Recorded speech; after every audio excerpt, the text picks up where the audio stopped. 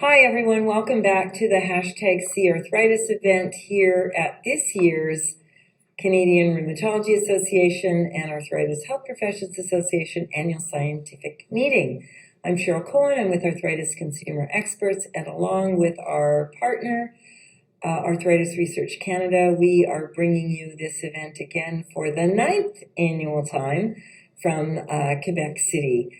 We're really excited to be here and super excited to be here with two fearless leaders from the Association of Women in Rheumatology, Doctors Wright and Gwenestra Melton. So thank you for joining us.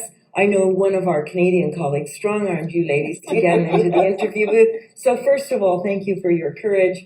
You're going to find out I'm very harmless and our audience is very gracious and welcoming. So thanks so much for giving us a few minutes of your time. I guess I'm having us. Yeah, and welcome. Bienvenue à Quebec. Yeah. You're learning a little French? A little bit. I'm learning a little bit. Okay, perfect. Oui. Yeah, that's a simple one. So I'm going to start where is the obvious place in an interview like this. We've not met before, and it's really a pleasure and an honor. Is tell us about the association. So, who are you? How long have you been around?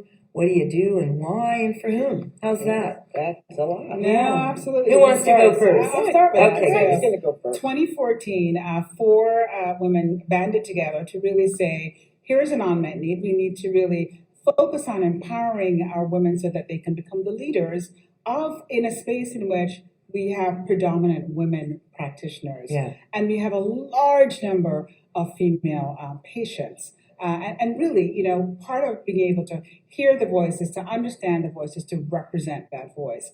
And so 4 became 10, and we've grown since then into, more than 1,000 members, 71 countries with members, local chapters, global chapters, partnerships in 7 countries. And we're here in Canada celebrating sort of the relaunch of Aware Canada. So this was a vision that came out of a passionate need to serve our providers and our patients in a better way. And so one of those things is advocacy. Yeah, so Gwen, you can tell us what we've been doing in advocacy. So in advocacy, I'm very impassioned about it and have been involved in my state and also with the American College of Rheumatology. And what we found was that in order for us to be able to give our patients the best care we possibly could, we would not only have to advocate for ourselves, we would have to advocate for access to appropriate care for our patients. Right. And so as a result of that, we have utilized a very interesting model, which is with our local chapter leaders. In the United States, we have almost 50 chapters representing a large geographic area.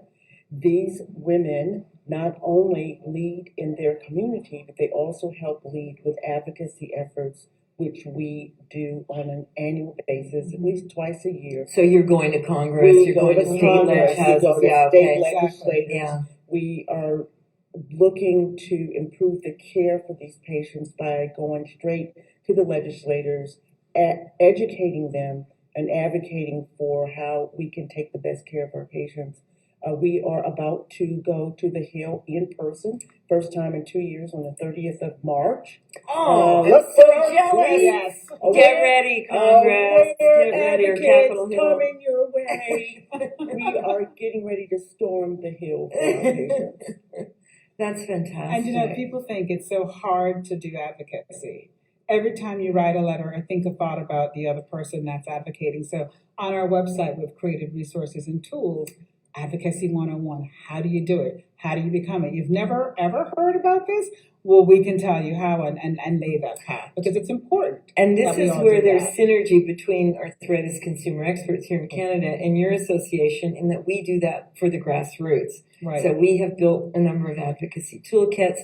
We're obviously a leading advocacy organization at the patient level here in Canada.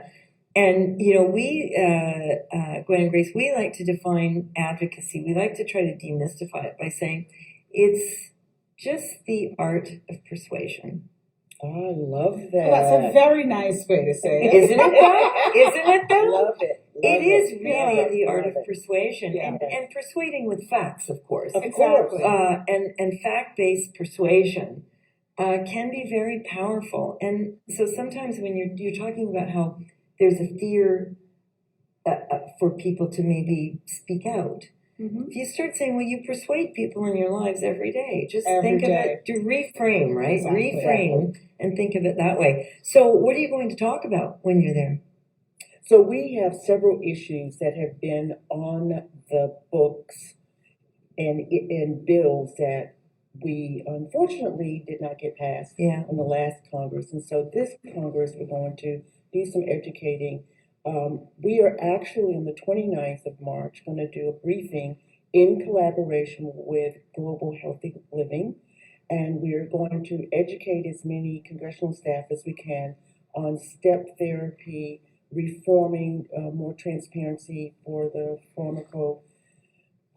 pharmacokinetics and pharmacology bills. You understand? Expensive biologics. Yeah. So we're going to issue. So the pharmacoeconomic side of things. Yes, exactly. I'm so sorry. And we're talking about DEXA, equal pay for equal work. So we have several issues that we've been trying to advocate for. Copay assistance has been something that we are really trying to get pushed through, and we're trying to get a federal bill for step therapy called SAFE Act.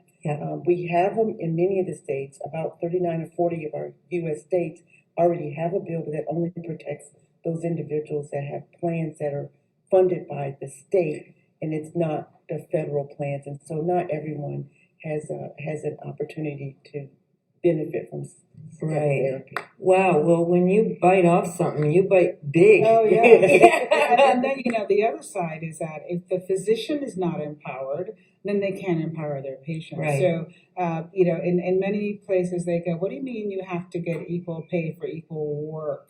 Well, we need that because right now there's a 20% differential. So I can't empower her when she's being undervalued. No kidding. So this is really all about equity across the board, equity for patients, equity for providers. It's equity in access, equity in compensation. Value the work that is done. So, again, that's a message that that comes under advocacy, but it comes under education as well. For sure. Right? Because we need to understand what the issues are so that we can fight them. And that leads into the huge push we have on education.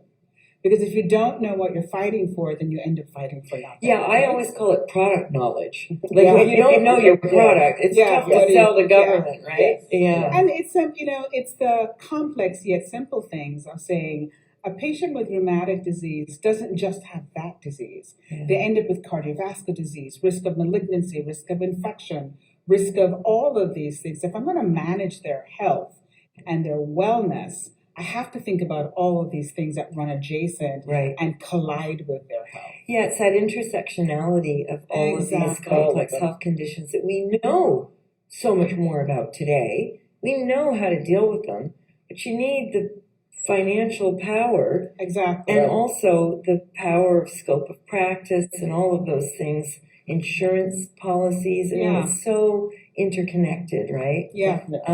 To make it go. Well, I have every confidence that you guys will make it go. I'm not going to mess with you. I think it's amazing work that you're doing.